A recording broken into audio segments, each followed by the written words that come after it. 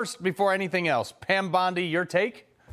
I think Pam Bondi is an outstanding pick by President Trump to serve as the next attorney general. She's been a lawyer for decades. She was the Florida attorney general for 8 years. She was Trump's impeachment attorney. She's bold, she's fearless, and she knows that she needs to go in there and make serious reforms to the Justice Department, particularly the FBI. Yeah, no, I agree with that, and she has the backbone to do it. But so Trump's been allowed to submit a motion to dismiss one of the trials. I mean, like, finally, I guess, right? Yeah, so Judge Juan Merchan, who sat on this case for many, many, many months with a conflict of interest. His daughter got paid by Kamala's campaign. His daughter was raising money off of this case, requiring his recusal.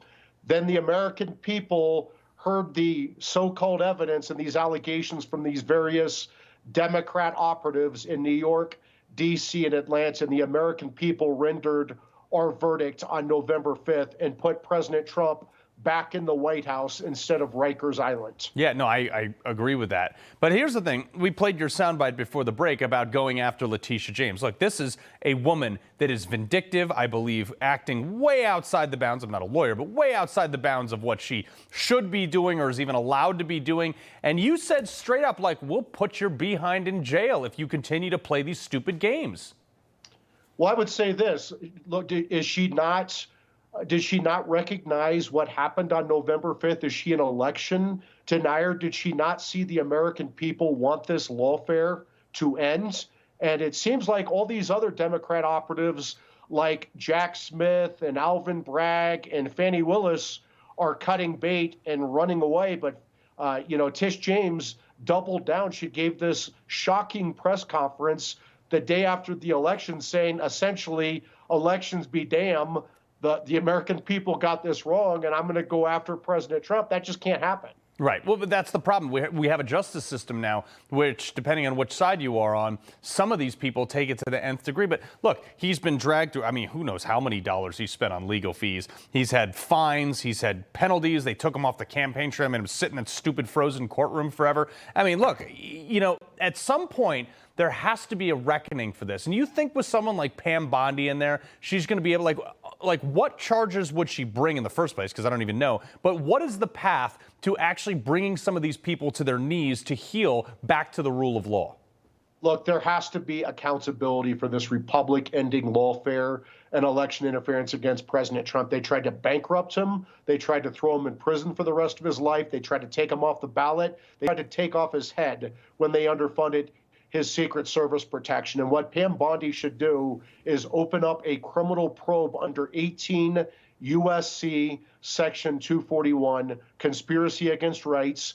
Jack Smith is very aware of this charge. That's one of the charges, one of his 4 charges against President Trump for President Trump's non-crime of objecting to a presidential election. I would say to these Democrat operatives, they should probably lawyer up because nobody's above the law. That's what they say anyway. Yeah, and let's have like a very frank conversation here. What are the odds this actually happens and people actually start ending up in some bracelets? Well, that's a good question. I think you can open up this probe in the Southern District of Florida because that's where they did the Mar-a-Lago raid, and you can bring in all these Democrat lawyers, prosecutors, operatives in before the grand jury, and if they've done nothing wrong, they have nothing to worry about. Well, that was always the thing. It was like, oh, no, Trump's done nothing wrong. He'll have his time in court. Yeah, $20 million later. Is there any way for him to recoup any of this money whatsoever? Yeah, there is. And there's a civil justice fund at the Justice Department, and he should absolutely seek some of this money back because this is obviously a coordinated political hit on President Trump by Joe Biden. His fingerprints are on all 4 of these unprecedented criminal indictments. This is a criminal conspiracy, and there must be severe legal, political, and financial consequences. Yeah. So this never happens again. Yeah, and right now there's a shredder parked outside the Justice Department, so we'll see if we can get some of the news to that. Mike, appreciate it very much. Always a pleasure, my man. Thank you. All right. Can you believe that, folks? He loves the Constitution. He fights for what's right. He hates the bad guys. He's a freedom warrior. He's your freedom warrior. Watch Carl Higbie every weekday on Newsmax.